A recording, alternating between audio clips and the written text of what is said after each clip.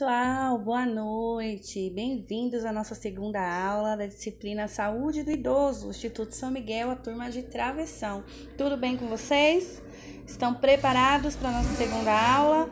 Hoje nós falaremos sobre patologias em cada sistema na saúde do idoso, as principais patologias. Então, papel e caneta na mão, aquele copo de café, bora lá começar. Hoje nós vamos aprender algumas, as principais patologias que agridem o sistema cardiovascular, sistema respiratório e sistema nervoso. Atendendo aí a pedidos, vamos falar hoje sobre sistema nervoso, tá bom? Gente, sistema cardiovascular. O principal órgão do sistema cardiovascular é a bomba cardíaca, o coração, que é um tecido muscular formado pelo que é revestido pelo miocárdio. A função dele é bombear sangue. Agora sim, todo músculo, quando é muito utilizado, ou ele fica forte e resistente, ou quando ele não é bem cuidado, ele fica flácido. Então, o coração do meu idoso, do nosso paciente idoso, o que vai acontecer? Tem o espessamento das válvulas, a rigidez, a esclerose, a fibrose. Isso vai complicar alguma cardiopatia que ele já tenha e vai ocasionar o aumento da pressão arterial. Então, um paciente idoso com APA de 160/90, vocês vão considerar normal, baseado no histórico de vida. Passou de 65 anos, ele vai ter essa constante, geralmente, essa constante de 160/90, tá bom? E ataque cardíaco, principalmente aos pequenos esforços. Por quê? Ele já se esforçou muito, gente? Já usou demais o corpo, o miocárdio, então ele já está mais enfraquecido. Isso a partir de 65 anos. E quais são as principais patologias que podem agredir esse paciente? O infarto agudo do miocárdio, o IAM, que é a morte de alguma parte ou total do tecido do miocárdio. Claro que quanto mais extensa a lesão, maior a probabilidade de óbito do meu paciente. E o que é o infarto? A obstrução do fluxo. Então, ocorre a morte daquela região. No entanto, o idoso, como esse coração já foi muito utilizado, eles têm a circulação colateral, como nós falamos ontem, é uma circulação que se desenvolve. Então, pode ser que ele tenha microinfartos e sobreviva, resista. Agora, se a obstrução for numa artéria maior, se for uma placa grande, pode ser que o tamanho da lesão seja muito grande, muito extensa, e esse paciente ele não sobreviva. E lembrando que as 2 primeiras horas são cruciais quando o paciente ele tem infarto, tá bom? A próxima patologia que o idoso geralmente vai desenvolver é a insuficiência cardíaca. Estão vendo aquele coraçãozinho sem hora, uma velhinha ali em cima? Gente, é realmente isso que acontece. A insuficiência cardíaca é quando o coração ele fica insuficiente mesmo, incapaz de exercer a função dele da forma correta, Ele já tá ali cansado, já tá muito usado. Então, ele não vai conseguir manter o rendimento eficaz para que o paciente tenha uma qualidade de vida que tinha quando mais jovem. E a insuficiência cardíaca, ela pode ser de 2 formas e ela vai dar sinais diferentes dependendo da forma. Que é na diastólica, que é quando as paredes do miocárdio estão mais espessas, e o coração ele não consegue encher o suficiente.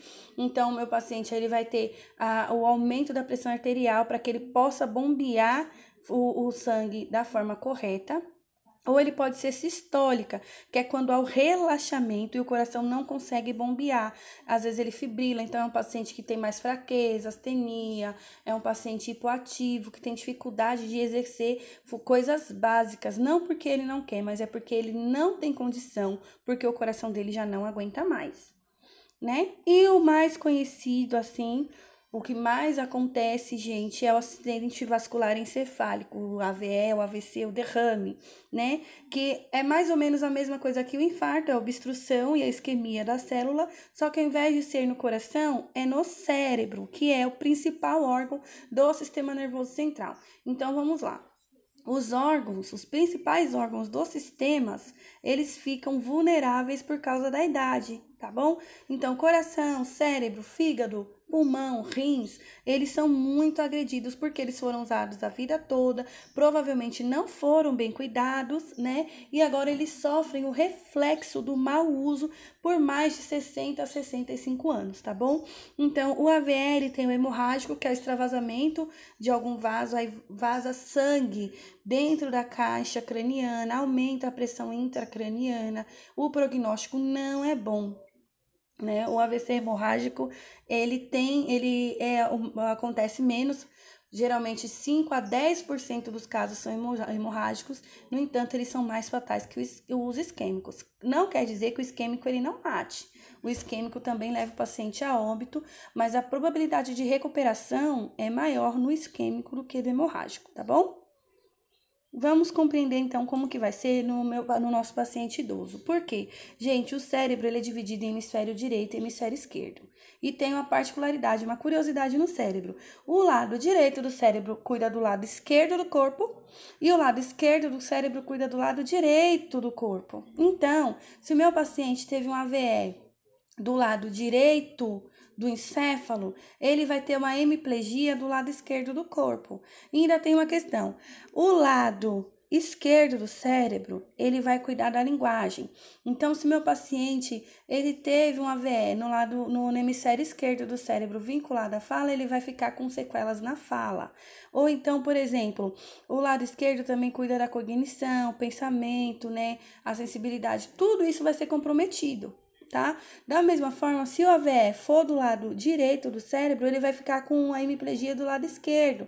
Aí do lado direito ele vai perder sensibilidade à música, ao raciocínio. Então depende de onde é esse acidente vascular, é a sequela que o meu paciente vai ter. Então, não acredite que todos os seus pacientes terão sintomas iguais. Não. Porque nós temos inúmeras veias e artérias que formam o nosso tecido encefálico. Então, depende de onde é a agressão, é que vai ser a sequela do seu idoso. Por isso que nós temos que cuidar caso a caso. No geral, quais são os sintomas? A perda da visão, né? Ou a diplopia, que é ver a visão dupla, problemas na fala, o desvio de comissura labial, que é a queda do lábio, é praticamente patognomônico do AVC, né? Vai ter a fraqueza, que é a astenia facial, de membros superiores e membros inferiores, dificuldade na marcha.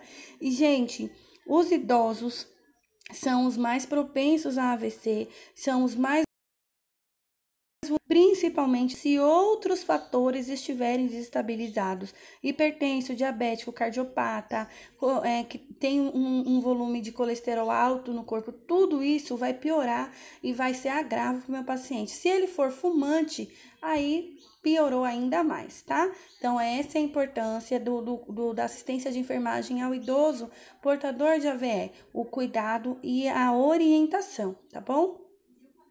No sistema respiratório, hoje nós estamos aí vivendo um período de pandemia de um vírus que causa uma síndrome gripal, né, que causa complicações respiratórias, e nós sabemos que o idoso, ele é muito vulnerável a esse vírus, ao Covid-19, tanto que é considerado o fator de risco a idade, é um dos principais fatores de risco a idade. Então, por quê? A musculatura respiratória do meu paciente idoso, ela já está comprometida pelo uso, como eu falei, pelas patologias. Então a senilidade entra aí. Se ele é fumante, vai ter mais agravos ainda. Se ele tem asma ou bronquite crônica, tudo isso vai influenciar. E ele adquirir um vírus letal é o que vai culminar com um desfecho, infelizmente, fatal, tá? Então, o idoso, ele tem dificuldade de tossir, para expectorar, para expelir secreções do pulmão. Ele tem mais facilidade de aspirar alimentos para o pulmão, porque a laringe, o esôfago, né, a traqueia dele já tem a flacidez pelo uso. Então, as doenças do sistema respiratório são agravos muito perigosos para o meu paciente idoso. Então, vai ter com isso, gente, vai diminuir a troca gasosa do meu paciente. Então, se chegar num nível de saturação de oxigênio muito baixo, ele vai ter uma síncope, né? A perda de consciência, a função e a capacidade pulmonar também reduz, o enfraquecimento do diafragma, porque os músculos dos idosos tendem a ficar flácidos. Então, ele vai ter mais dificuldade para respirar, né? E a eficácia pulmonar e do diafragma realmente diminui, infelizmente, por questões da idade. Olha lá, quais serão as principais patologias que podem agredir o nosso paciente idoso? A pneumonia, que é o acúmulo de secreção dentro dos alvéolos, né? E como o idoso ele tem essa dificuldade de expectorar, de tossir, ele tem a tendência a evoluir com piora em pneumonia. O idoso com pneumonia, geralmente, ele fica muito tempo hospitalizado, ou o idoso hospitalizado pode adquirir pneumonia hospitalar, e não é um bom prognóstico também, tá? A bronquite crônica, que é a inflamação dos brônquios, que é essa raiz maior que sai da traqueia para os pulmões e vai encher de muco e fechar a luz do vaso.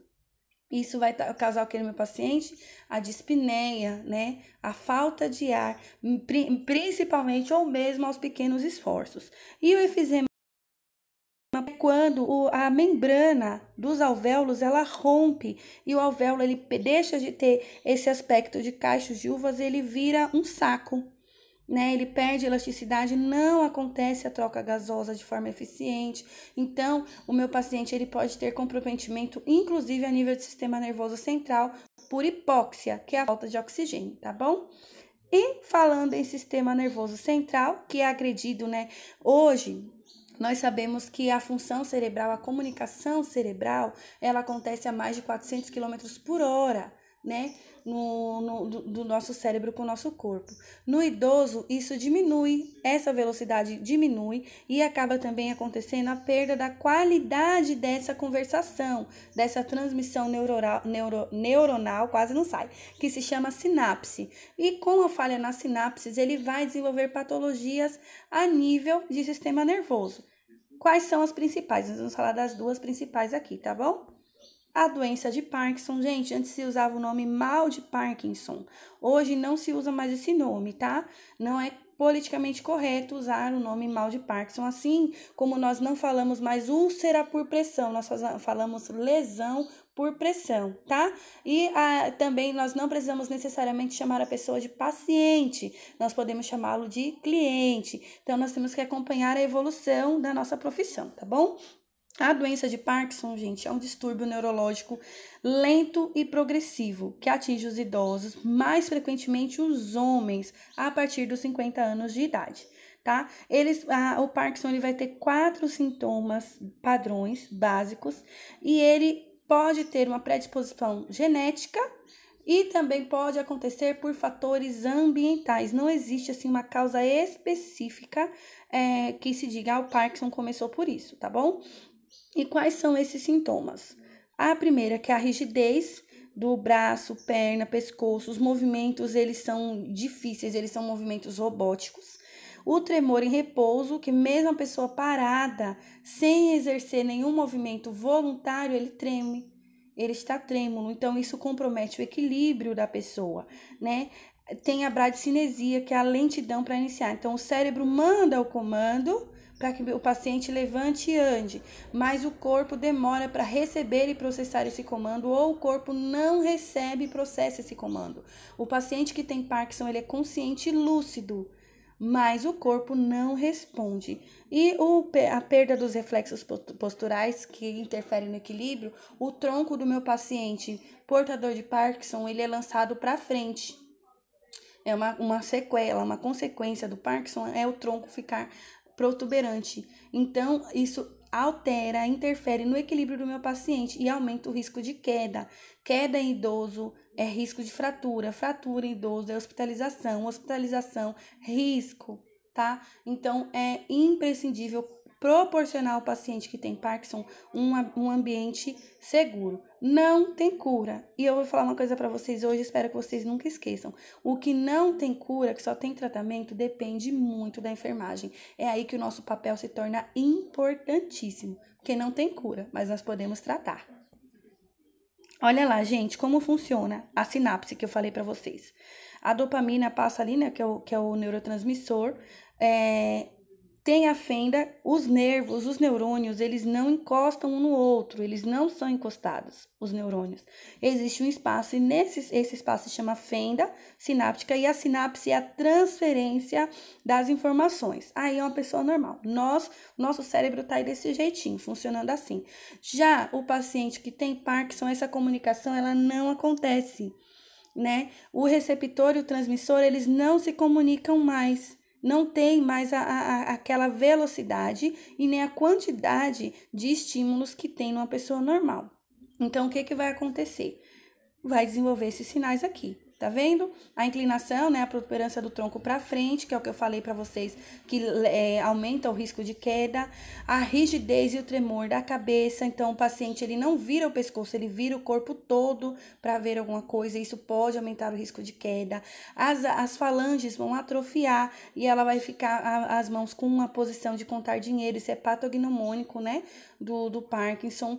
A marcha embaralhada, geralmente nós damos passo de juiz, né, 1 metro, 1,5 metro cada passo. O paciente que tem Parkinson, ele tem passos curtos, bem curtos os passos, embaralhados e rápidos, porque ele não tem equilíbrio, tá?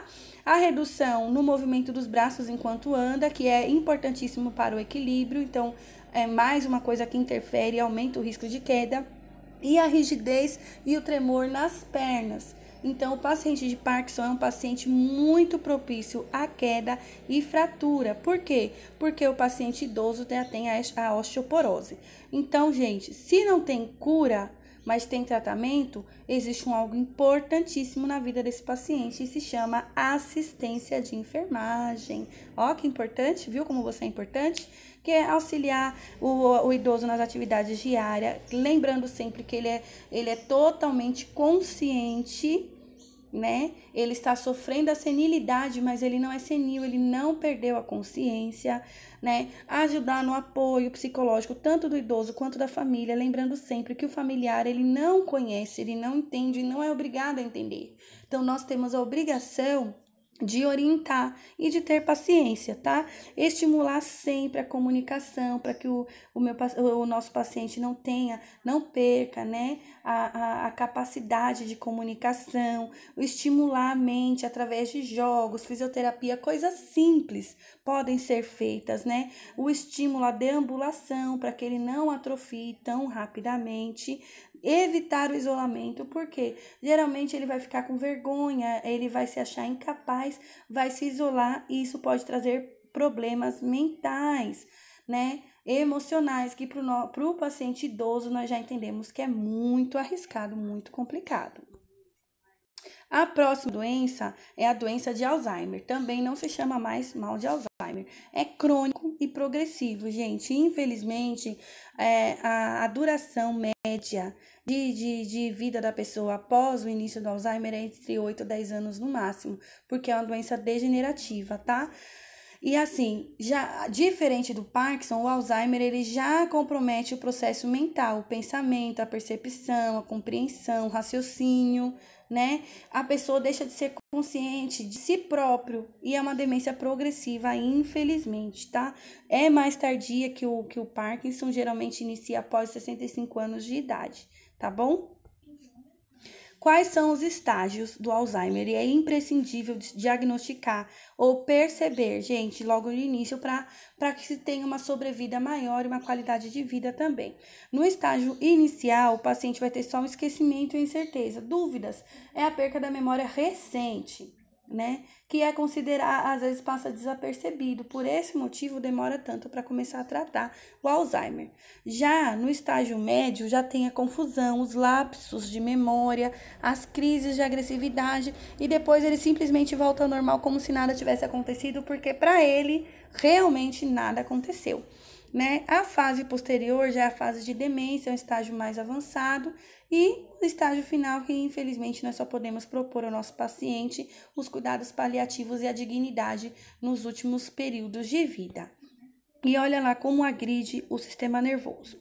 Tá vendo que na fase inicial a lesão é pequena, né? Então vai ter uma mudança de comportamento, um comprometimento, ele pode ficar mais agitado, porque medo, ele não sabe quem é, não sabe onde está, simplesmente tem lapsos e quando vê ele está ali, não sabe por quê. Então por isso que pode ficar mais violento. Na fase intermediária, aumenta a perda de memória, vocês estão vendo que a lesão é maior também, ele fica mais estressado e tem a tendência à depressão, que é um agravo. E chegando na fase grave, infelizmente, passa a ter outras infecções, porque agride outros sistemas do corpo, pode surgir feridas, porque esse paciente ele já é acamado, então ele pode ter lesões por pressão, a recusa da alimentação, que vai causar desidratação, e uma piora no estado geral do paciente, tá? Então, vamos lá. Se inicia com esquecimento generalizado e progride até o ponto que a pessoa vira um outro ser. Então, ele esquece. Vai ter pai que vai chamar a filha de mãe. Um pai de 86 anos vai achar que a filha dele de 30 é mãe, vai chamar de mãe e vai agir como se fosse um filho mesmo, porque ele já não tem mais consciência de si próprio. Não tem um diagnóstico específico, gente, para Alzheimer, infelizmente. Então, é mais análise do quadro clínico, a tomografia e a ressonância para ver a questão da comunicação e a sinapse. Não tem tratamento específico, tem algumas drogas que vão ajudar a manter controlado, né, a demência leve e moderada, ou seja, só no início. Então, como eu já falei, se não tem cura, tem tratamento, a assistência de enfermagem é essencial. O seu papel técnico de enfermagem é importantíssimo na vida desse paciente, para auxiliar nos hábitos diários, nas atividades diárias, tomar banho, escovar os dentes, porque esse paciente ele vai evoluir defecando, nas roupas, ele vai passar a usar fralda, ele vai ter incontinência urinária, porque ele não vai ter mais controle da sua musculatura. Então, o tratamento dessas situações, que é a evolução da doença, né, a incontinência, a demência, a agitação, é nossa função, é nosso papel e nós somos importantíssimos na vida desse paciente e dos familiares.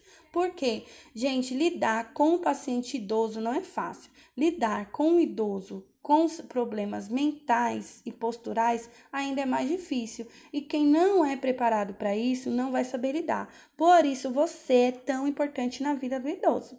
Tá bom? E, gente, uma coisa importantíssima, evitar usar contenção. Porque ele já tem medo por não saber quem é, por não saber onde está. E se encontrando amarrado, preso, pode desenvolver crises ainda piores, tá? E, claro, manter um ambiente físico seguro, porque o paciente que tem Alzheimer, ele não entende que se ele debruçar da sacada e cair de lá de cima, ele vai morrer. Ele não entende que se ele beber um copo de água sanitária, ele vai morrer. Ele não entende que se ele colocar algo no pescoço, tropeçar e cair, ele pode ser enforcado. Então, nós devemos manter o ambiente totalmente seguro, porque o paciente de Alzheimer, ele não tem consciência dos riscos que corre. Olha lá, os 5 As do Alzheimer. Agnosia, que ele não vai saber dar o nome às coisas, ele não vai lembrar mais. A afasia, que é a dificuldade ou a perda de falar, da capacidade de fala, ele vai esquecer como fala. Ele pode até saber falar, mas ele não vai saber que sabe. Difícil, né? A apraxia, que é a incapacidade de se movimentar da forma que ele quer, né? O que pode levar esse paciente a ficar acamado e prostrado e desenvolver outras patologias.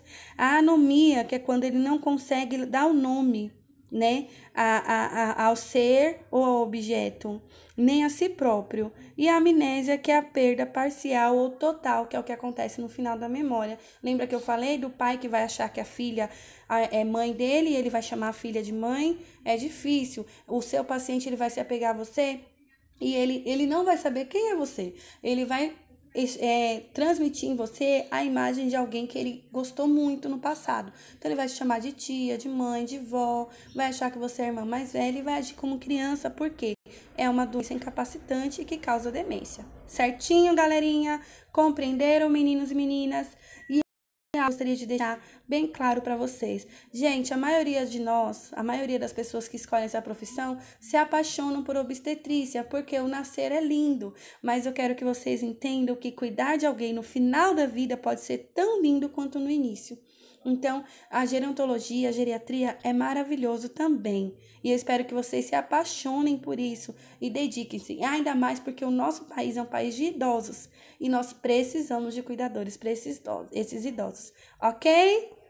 Dúvidas? Claro, conhecimento gera dúvida. Se você está com dúvida, é um ótimo sinal. É sinal que você está pensando no assunto. Então, me chama lá no chat que a gente continua a nossa aula. Certinho, meninos e meninas? Até daqui a pouco.